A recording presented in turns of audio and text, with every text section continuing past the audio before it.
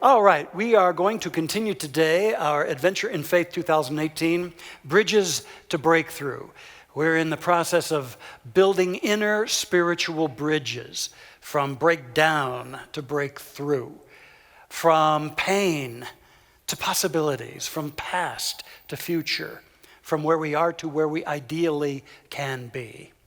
And in the process of this, we're bridging our beloved Mile High Church into a new chapter of growth and greatness, and also amassing the personal skills to be masterful when change descends into our life as well. And we have the first 4 steps accomplished, although I would pause to say that we seldom, as you're building a bridge like this in your life, is it as sequential as our series is making it. Oftentimes you spend a little more time in one area, go back to some others. But basically, this is the journey, and we have the first 4 steps, accepting change, very important, and then honoring feelings, followed by then embracing transformation. And last week we talked about re-entering the game, that moment when we realize that life still calls us and we return to the mainstream of life no matter what has happened in our experience. And the virtues that we have in place, you can see those on the screen. Let's show that again, gang. Those virtues there: courage for accepting change, honesty to honor our feelings, surrender to embrace transformation, and last week we put the gift of heart, the virtue of heart there at the crest of the bridge. And now as we move forward today, we're moving into the part that moves us into breakthrough territory, into newness. And today we begin that with receiving the gifts. Our topic today, receiving the gifts. Today we have the opportunity to really get that there are gifts available for every one of us, no matter what the experience. The problem is we aren't always willing to receive those gifts. Ernest Holmes wrote that a bucket that is turned upside down, even in a cloud burst, will not fill with water. And so our opportunity and our challenge is to turn over the bucket of awareness in our lives and to establish a new relationship with key experiences in our past so that we're a bucket able to be filled, so that we can receive the gifts that are outpouring from the universe. And to always remember that the universe is conspiring for our highest and best, even in the difficult times, even in the challenging, or even in the embarrassing times in our life. It's all about finally getting around to receiving the gifts. Yeah, you can receive gifts, find gifts, even in the awkward times of your life. You're probably thinking of a few right now. The embarrassing times in your life. This week I was reflecting on some of the incidents in this 42-year journey and being in this ministry, and I remember my first wedding I ever gave. My first wedding was at 6 a.m. The couple wanted to be married by a little pond in a park. And so it was bitter cold, and we're out there shivering, and we get to the vows, and all of a sudden, a large group of ducks and geese descended among us, thinking perhaps we were going to feed them bread or something, but quacking and squawking, could barely hear the vows. Nobody trained me for that. Nobody. And then I remember my first funeral when I came back 3 years later here to Denver to work as an associate minister here. And it was a blizzard that day. We did the memorial over in the Vote Center, and then he was to be buried up in Longmont, and we barely got up there in the snow, and it snowed so much we couldn't find the grave. Nobody prepared me. Nobody told me about what to do then. And then I remember about 7, 8 years later, I had 4 weddings on one Saturday, and I got to the 4th wedding, dragged into the 4th wedding, and I called the groom in that wedding by the first name of the groom at the prior wedding, only later to find out that that name I had misused was also the name of the bride's ex. Nobody prepared me. Nobody prepared me for any of this. Now, these difficult situations, they were humbling for me at the time. I can laugh at them now. 42 years later, yeah, I can laugh at them, and I see them as I move into retiring or rewiring, as I put it, and prepare to serve and grow in different ways. I see it as a part of the beautiful tapestry of this journey. And oh, can I commiserate with a fellow colleague in the ministry whose books I have just adored, who started in the ministry at the very same age as I did, 24 years old. Robert Fulgham writes, it left a bad taste in my mouth. First year in the ministry, 24 years old, no need to seek advice about anything, which is why I so easily agreed to help a lady scatter the ashes of her husband from an airplane flying over Bellingham Bay. No problem. Go up in the plane, open the door, pour out the ashes, say a few comforting words about death, go home.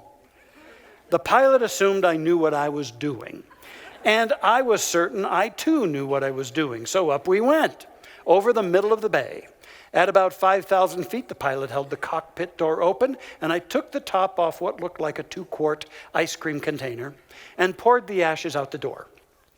However, the slipstream poured the ashes right back in the door, filling the cockpit with the final dust of Harry, the deceased husband, and covering the widow, the pilot, and me.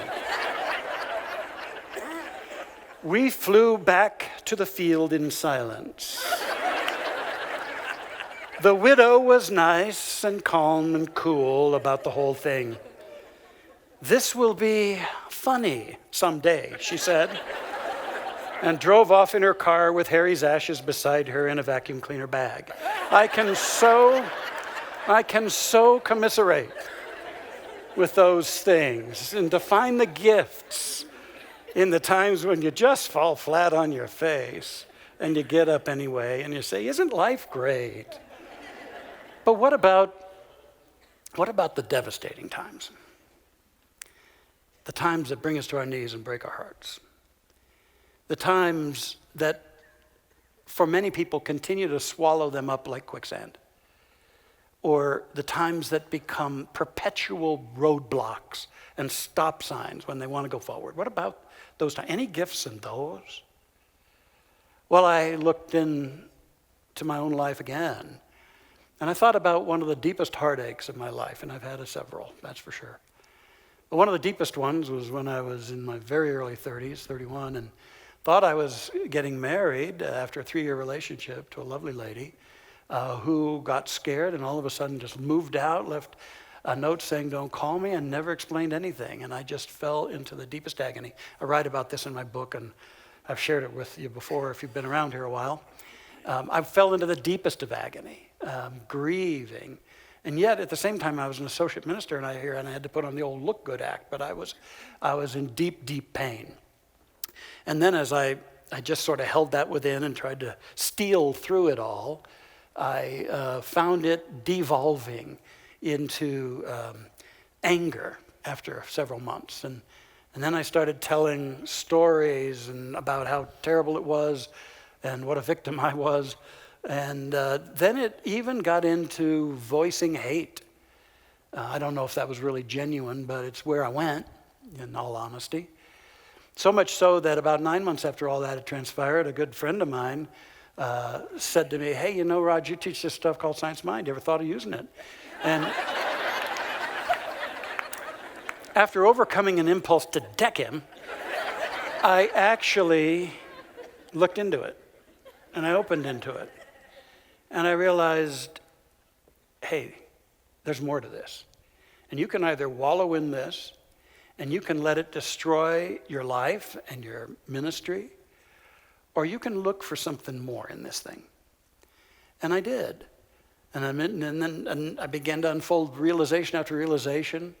Once I humbled myself, and I realized that indeed the relationship, while a wonderful teaching thing for both of us, a godsend for both of us, wasn't meant to be what we were going to take it to. And I hadn't wanted to accept that. And then the supreme realization that it really had nothing to do about her and what she did. What it had to do with was I'd gotten to that young age with a closed and protected heart. And this experience was all about wounding me to break open my heart, that I might learn how to open it. And once I got that realization, I went to so many lengths and studied with so many folks to the point that then I experienced that initiation into the heart chakra. And my whole life was transformed. my whole experience of God was expanded quantum leaps. And everything in my life was blessed. And then it was easy for me to recontextualize that experience and realize it held profound gifts for me. And thank God I was willing to receive them, because that precious gift for me opened up the precious gift of Erica in my life. And now my kids and my grandkids, and it allowed me to deepen into God and have a ministry worthy of what we've all done together. I know that if I hadn't received that gift, I wouldn't have been able to walk with you as senior minister for 25 years and do what we've done. I know it wouldn't have been possible. So if I can get gifts in that, I know you can too. Hear these words from the physician and writer Bernie Siegel. Instead of judging the events in our lives as good or bad, right or wrong, we must recognize that of itself, nothing is good or bad, and everything has the potential to help get us back on the universe's schedule. This does not mean we have to like what happens. I didn't like it at all, by the way. It doesn't mean that we have to like what happens, but simply that we must remain open to the uses, even of adversity. A crisis may serve as a redirection, or as I often describe it, a reset button that starts you up again. So, what is still under the classification in your heart, in your mind, of wrong and bad and shouldn't have happened? Now, again, you don't have to like it, but I want you to know there are gifts you haven't yet received. And you can't dodge it. There are gifts you have not received yet. And here's the other thing. If you're trying to build a bridge into new and greater chapters for your life, that's going to stop you. That which still is being held onto as an unacceptable part of my life experience is going to be the barrier you can't get through till you go back and reconcile that and receive the gifts. And that may seem like a tall order because you got to give up everything you've proclaimed about it. But on the other side of that story you've created is enormous freedom, enormous power, and new life. I promise you, new life. See, look in nature, take an example, for instance, of fish. Even the smallest fish takes in water through its gills, and those remarkable gills are able to transform that into air for it to live by, and it can swim around because of the operation of those gills that turns water into air. And biology can explain what goes on, but actually when you think about how miraculous it is, it's a mystery how life can pull that off. Really, it's a mystery. And so I ask, what are the gills that we might use in our life, as it were? I mean, what can take the experiences that we move through in our life and transform them into something that sustains us, doesn't drown us, but sustains us? What is it that we have that can transform pain into breakthrough, or heartbreak into meaning and into joy? What is it that we have that can bring out of any experience air that allows us to move forth, swim forth in this life of ours?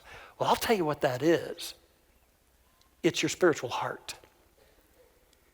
That is the capacity that you have to transform the human level experience into a higher level gift. It's your heart. And if you can go back and look at any experience in your life that still broods over you like a dark cloud and look at it through the lens and through the energetic of the heart, the gifts will start to emerge. And how exciting that is. Oh, from my heart of hearts, I want us all to have this. And I want us to have this as a spiritual community We're building a wonderful bridge for Mile High Church as we move into a new chapter. And I know and I sense that it's a chapter of tremendous service and greatness and continued evolution of this spiritual community. And yeah, I'm stepping aside after 25 years in the role of senior minister, but I'm going to hang out there with you and keep cheering on our continued progress. And I think that what I know is going to make it so powerful and beautiful is the heart of Mile High. It's the energy and the heart and the dedication and the commitment of every one of us who love this place, who stand for this place, who live this teaching out in the world as an enlightened citizenry. I know it's the heart of Mile High, along with then our incredible ministerial team and the leadership of our board and our staff and our practitioners, and all in service. It's going to keep this so strong as a work of heart, that I know. And I think there's another gift, a set of gifts that I'd like to offer you, and that is the incredible new leadership that was willing to come here. And I speak of Dr. Michelle and Reverend Josh, because as I lured them here, they left thriving ministries that they were leading, each of them, and were willing to be here with us.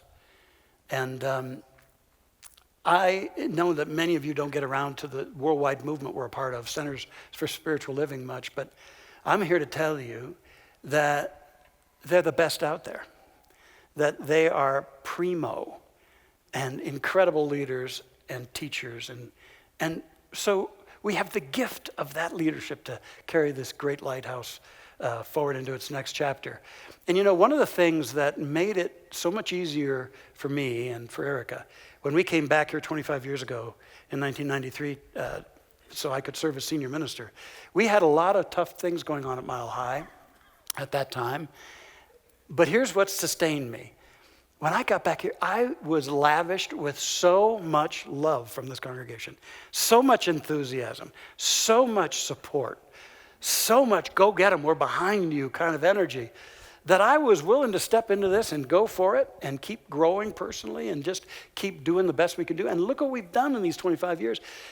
And you know what? I know how essential that support was. So here's what I invite us to do. And I'm the one who came up with this, and so I get to do this. I have had them over in the community center put out these little cards. It says words of blessing. And there's a big cork board for both Dr. Michelle and another one for Reverend Josh. And if you just take a few minutes and dart into the lobby of the community center or wherever they have it and write a love note or a few words of support to Josh and to Michelle, and then just pin that to that board.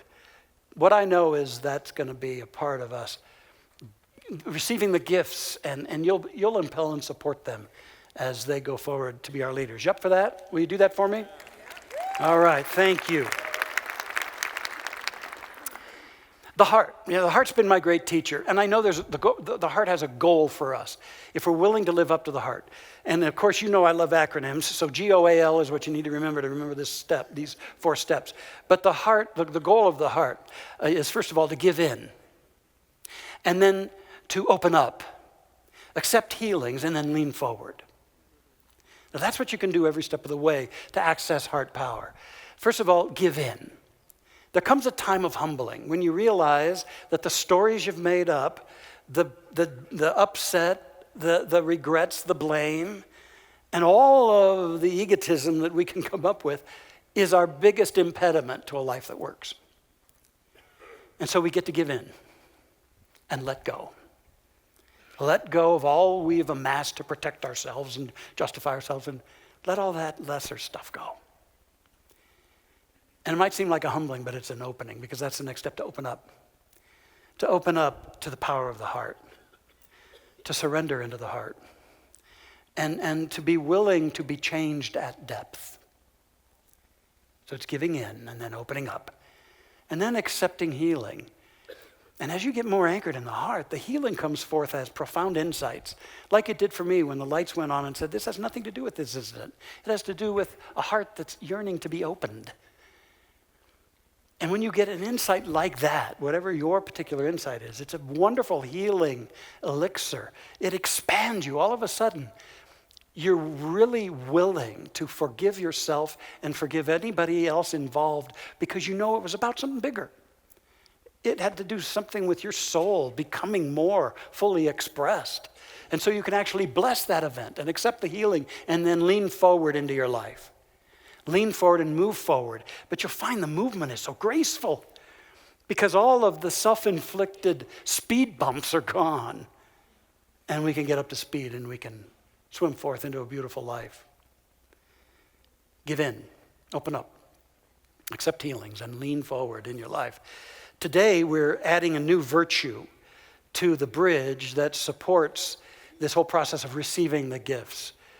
And it's the virtue of gratitude. And the symbol for this gratitude is the sun. Now, gratitude is actually an expression of heart. In fact, all of the next three concluding steps in the bridge are all expressions of heart, which is the fourth one at the crest of the bridge. Gratitude is a heartfelt expression. And when we really hang out in gratitude, it's like the sun falling on barren soil or frozen soil. It's the sun that nurtures energy and plant growth and all manner of growth. Gratitude is like that. It's that powerful. And when we finally really embrace the goal of love, then our hearts can shine forth with gratitude in our life. Think of these three areas of gratitude. First of all, the rays of gratitude for the gift of perspectives. Rays of gratitude for the gifts of perspective is realizing that we can be grateful that everything in our life fits into a bigger perspective and a bigger picture. Another favorite author of mine, Rachel Naomi Remen, she writes of a time when she was a little girl, 3 or 4, and how in her family jigsaw puzzles were a wonderful thing they always did. There was always a very large jigsaw puzzle spread out on a table. And she didn't know anything about the puzzle, but she just saw the family enjoying it time after time. And it was interesting that the father, when they got a new puzzle, would always hide the lid so nobody really knew what they were working on, and just added a little element to the process. Well, one day, little Naomi got up and nobody was around, and she looked at all these pieces, not even knowing what they were for. She saw some really brightly colored ones, some interesting ones, but then she saw some brown and black and shady ones, and she thought, they scare me.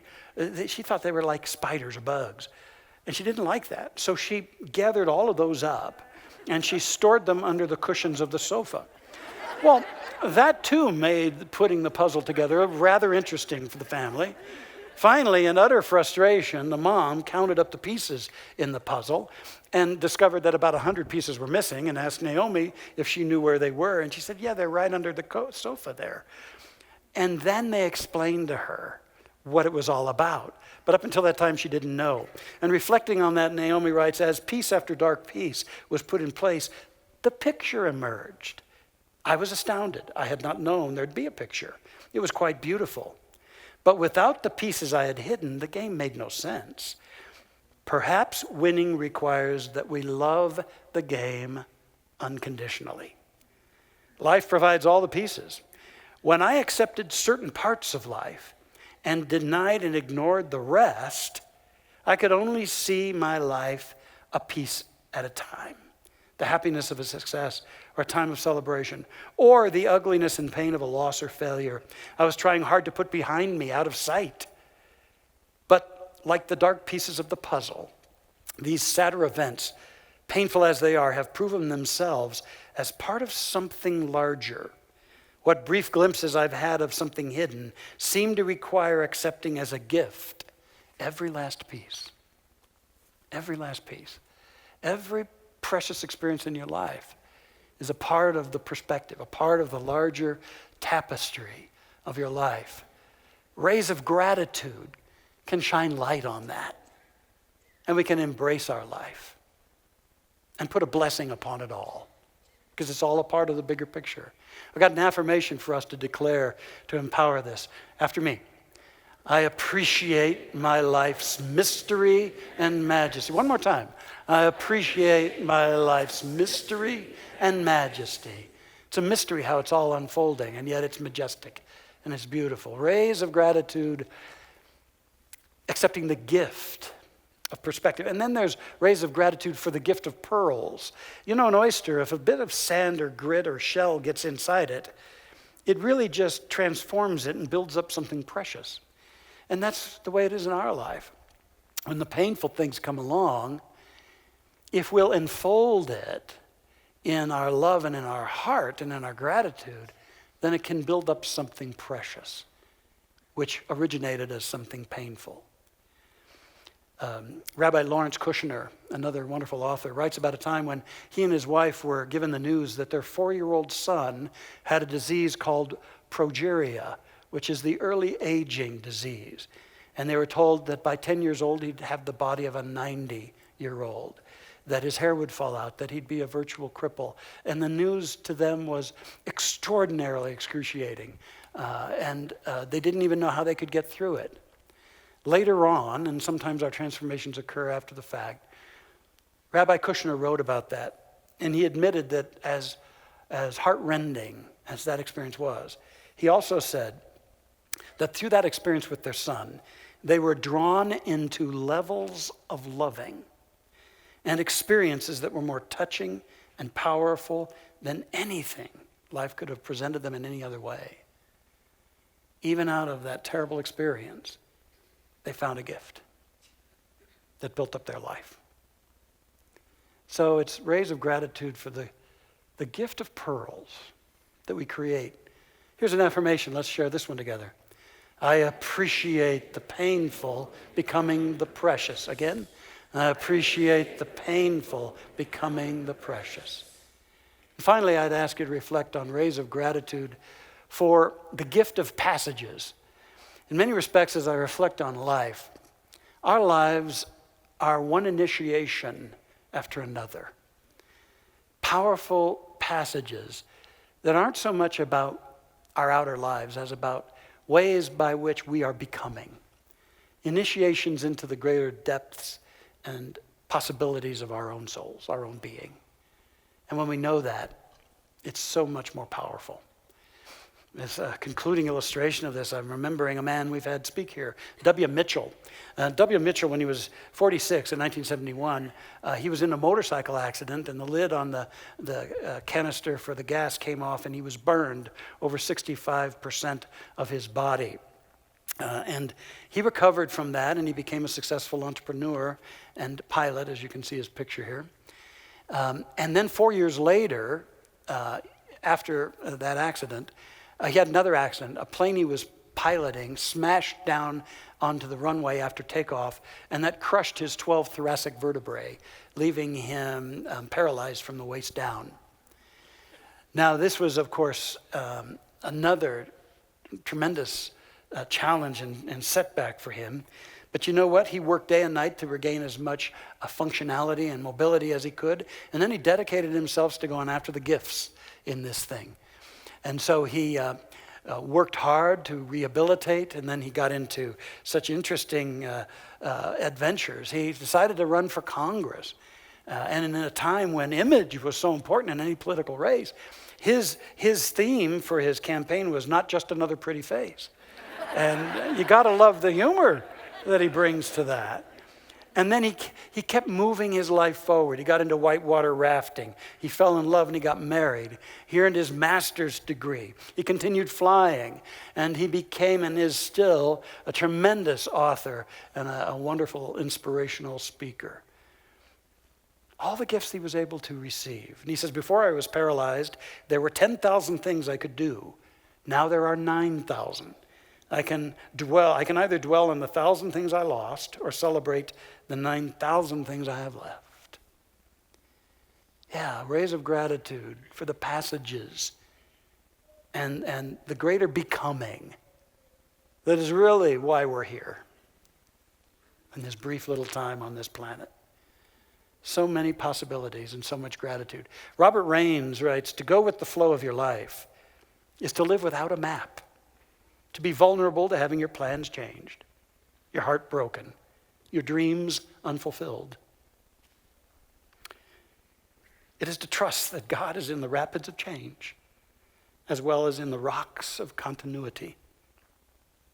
It's being able to stop digging in your heels against the tide of tomorrow.